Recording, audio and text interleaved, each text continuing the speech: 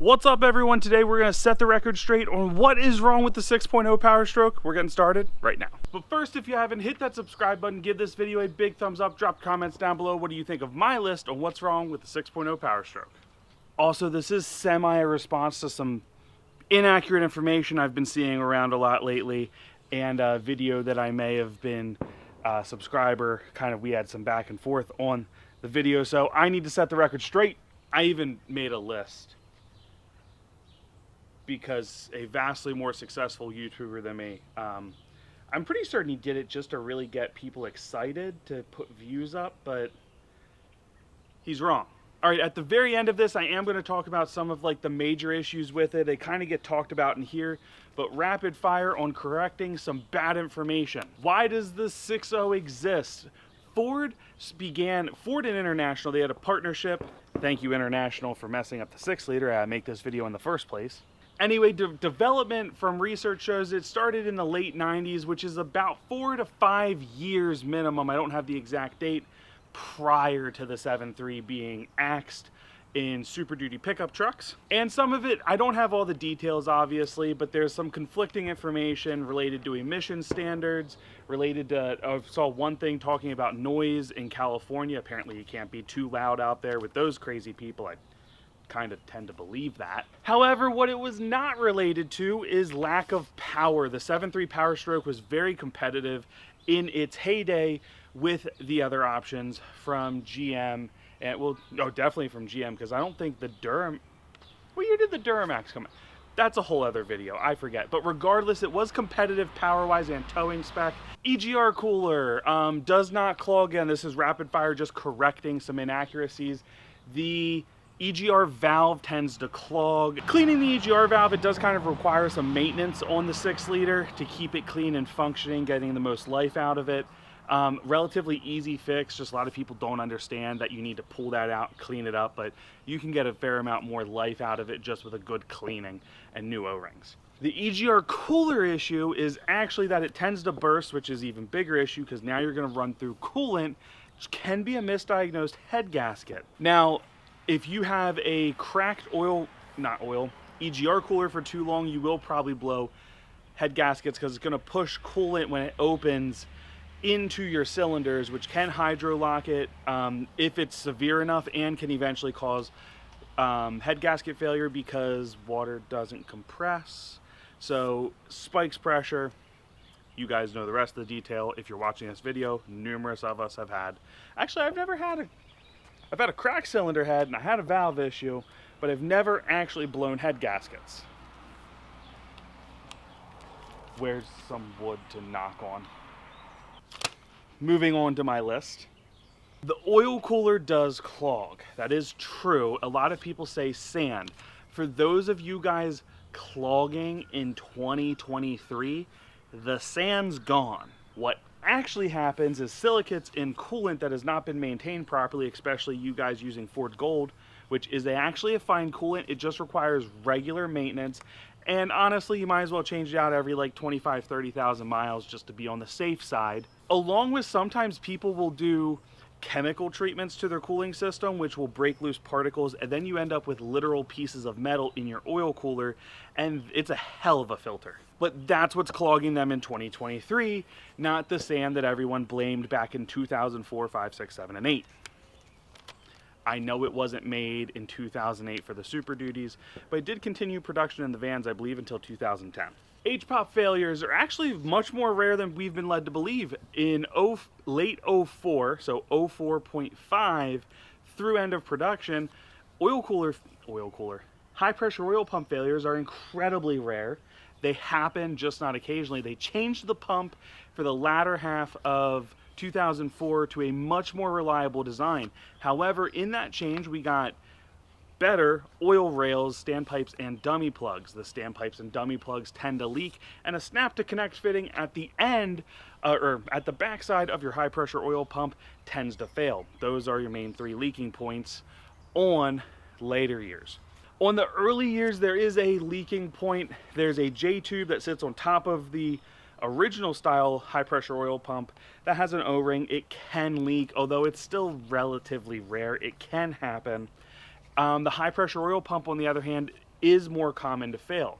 There's been a lot of revisions to it, the aftermarket. There's a couple people that have upgraded pumps that seem to have fixed it. And there's even a new factory style housing that also addresses backplate wear out. But the one perk to the earlier ones is you actually very, very rarely end up with a high pressure oil leak, so it doesn't leave you stranded. These are all issues that have fixes for them, people, just for the record. For those of you watching, we can get into them later. I don't have enough sunlight to talk about it all right now. Moving on. Low pressure oil pump issues. We didn't talk about what they were, but that's also because they don't I don't even know where this stuff comes up from. There aren't issues with it. Now, I will say for people running aftermarket fluid dampeners, they tend to have issues, in which case you should upgrade to a billet low pressure oil pump. But the low pressure oil pump gear in and of itself, not an issue in factory form, and honestly even heavily modified. It's only when you mess, I shouldn't say only, it's primarily when you start messing with that dampener, it puts more strain on it, and then you can break them. Cylinder bolts. They're not thinner at all. They're thicker. They're 14 millimeter when typically people were using 12 millimeter, including the 7.3 Powerstroke, were using 12 millimeter rods. What they did, which was stupid, they went to a larger one and less per cylinder. Doesn't make any sense. It's a cost-cutting measure that didn't pan out in the long haul at all. But regardless, they're not thinner. There's just less of them, which was, again, I want to emphasize, I think was stupid. But let's not say there's less of, let's not say something is smaller when we're just clearly wrong. I think a neighbor is choking. So what does that mean for us that have 6.0 Powerstrokes? In 2023, nothing. At this point, we're past, we know how to work on them, we know how to fix them. One of the absolute worst things to happen to the 6.0 Powerstroke was mediocre mechanics that shouldn't have been touching them in the first place. I have personally seen the work of some people out there, and trust me, some people should not be allowed a wrench. Which goes against most of my reasoning of everybody should learn to wrench on things, but some people apparently just don't have it. They tend to be people doing kind of shady business, to be honest. Which is why my truck only goes to a place that I trust fully in the quality, emphasis on quality, of work that they do. So let's get into the issues there that have been talked about. Properly, I can speak, maintaining your cooling system is fundamental to preventing oil cooler failure. Also, making sure you're monitoring it so you don't have a surprise ever. It's so affordable to monitor these trucks now with Torque Pro, Forescan, and several others out there that there's no reason that you should have an oil cooler burst short of a freak accident. Your oil, like if you tell your deltas are getting high, you should address it. That way you don't get stuck somewhere. As far as high pressure oil leak issues, on the later style, you don't have to worry about the pump. Get the new Ford standpipes and dummy plugs and the snap to connect fitting, make sure that's replaced, and you'll be good to go. On the earlier ones, you really don't have to do anything.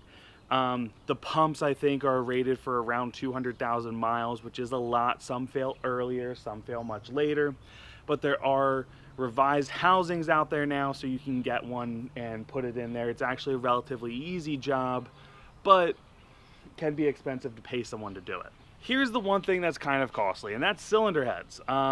Getting a head gasket job done on a 6.0 is not cheap. You're going to probably spend at a minimum of $5 grand. So if you're buying one, keep this with caution, because this is kind of the one I don't have a cheap fix around for you guys. I would like to do a head gasket job in cab just once and film the whole process for somebody, but I'm not there yet. At some point I'll do that.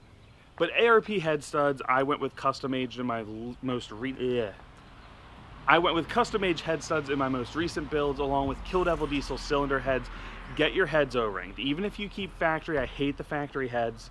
For the most part, I think they're half trash, but if they're done right from certain machine shops that do it correctly, as far as replacing all the seats and actually putting in a pressed-in valve seat and still O-ringing the head, you'll be okay as far as clamping for. Studs and an O-ringed head are perfectly safe to daily drive, as someone that's done it. But in 2023, that's really the only super expensive thing to deal with. Oil coolers have a clean cooling system. Stop doing chemical cleaning additives to your cooling system, because it just breaks junk loose and then it clogs your oil cooler. So You'll have that to deal with. Typically speaking, you shouldn't have issues. We can go into a video about how to like properly clean your system if you have to do it, so that you don't end up with repeat failures. And also those cheap coolant kits that we all run, myself included, actually aren't filtering a whole lot of coolant. IPR has a nice one out there. Maybe one day I'll put it in, but it might get in the way of the compound turbos I'm going to put in one day, so probably not, because I want compounds more than more coolant filtration. But maintaining your cooling system is vital to preventing these issues. The EGR cooler, upgrading to a bulletproof diesel one would be a safe bet. And while you're doing that, you might as well get no dog ported intake manifold, an S2R, which is a great upgrade for your truck, and it will thank you. Regardless, I just wanted to release this video because I've seen a lot of crap information out there. Again, the video that I pulled a lot of this from is a vastly more successful video or channel, company, whatever, than me, and he has great editing on his videos. It's just that when it came to 6 liters, he's got a vendetta, or at least he comments about, I love watching boneheads defend this engine. So anyway, guys, I just wanted to throw this out there, kind of help prevent bad information from being out there. If you guys want, drop those comments down below. Let me know if you want me to expand on any of these areas or more areas. There are a few other common issues with the 6.0. They're not necessarily all major stuff, but there are some things to look out for. I can do a video on that if you guys want. Until then, don't forget to hit that subscribe button, give this video a big thumbs up, drop those comments down below. I'll see you in the next one.